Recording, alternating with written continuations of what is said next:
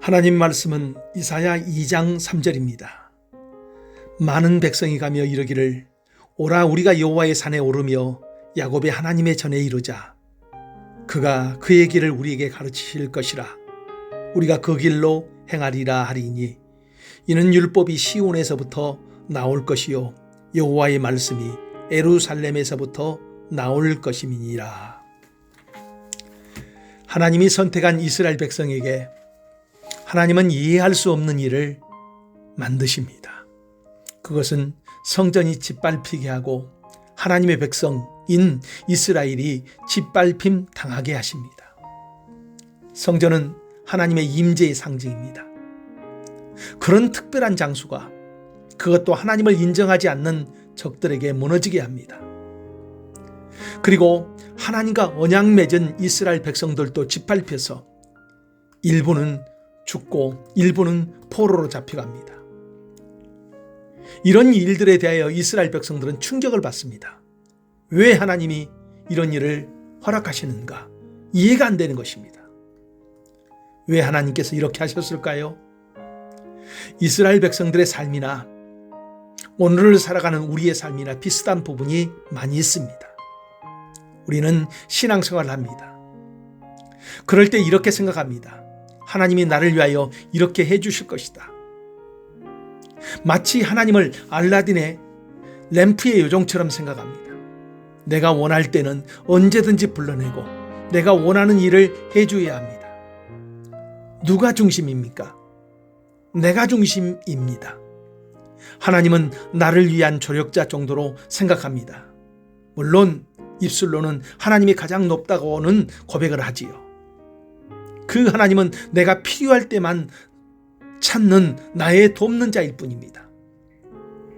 이런 신앙은 이스라엘 백성들도 마찬가지였습니다.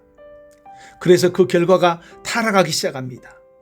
물질과 쾌락만을 추구하는 바알 종교처럼 변질되기 시작합니다. 하나님의 백성들의 삶이 세상과 구별되어서 하나님의 거룩을 보여줘야 되는데 세상과 뒤엉켜 삽니다. 마치 맛 잃은 소금처럼 되어버린 것입니다. 소금이 그 맛을 잃으면 무엇으로 짜게 하리요? 후에는 아무 쓸데없어 다만 밖에 버려져 사람들에게 밟힐 뿐이니라. 이런 상황에서 하나님이 하시는 일은 무엇입니까? 눈에 보이는 모든 것을 무너뜨립니다. 성전을 무너뜨리고 성도들의 삶을 무너뜨립니다. 70년 동안 포로로 잡혀가서 살게 합니다. 하나님에게 버림받은 것 같은 그런 상황에 처한 것입니다. 고난입니다. 그러나 하나님은 그들을 버리지 않았습니다. 그 70년간의 포로 기간을 통하여서 그들의 삶을 정결하게 만드십니다. 용광로 같은 바벨론에 집어넣어서 그들의 신앙을 바로 세우기 시작합니다. 그리고 거기서부터 다시 새롭게 출발하게 합니다. 이스라엘 역사를 살펴보면서 우리가 깨달아야 할 것이 있습니다.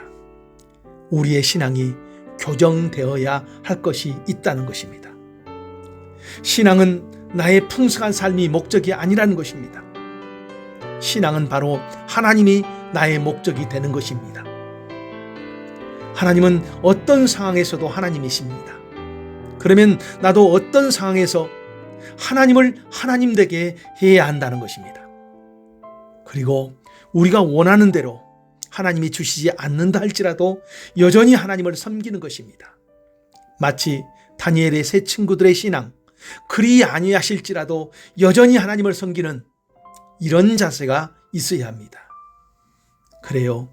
신앙은 나 중심에서 하나님 중심으로 옮겨져야 합니다.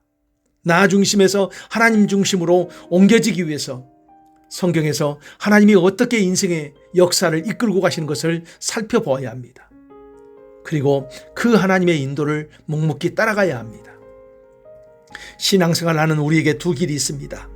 하나는 내가 원하는 신앙입니다. 또 하나는 하나님이 원하는 신앙입니다. 이제 내가 원하는 신앙의 자리에서 일어나 하나님이 원하는 신앙의 자리로 옮겨져야 합니다.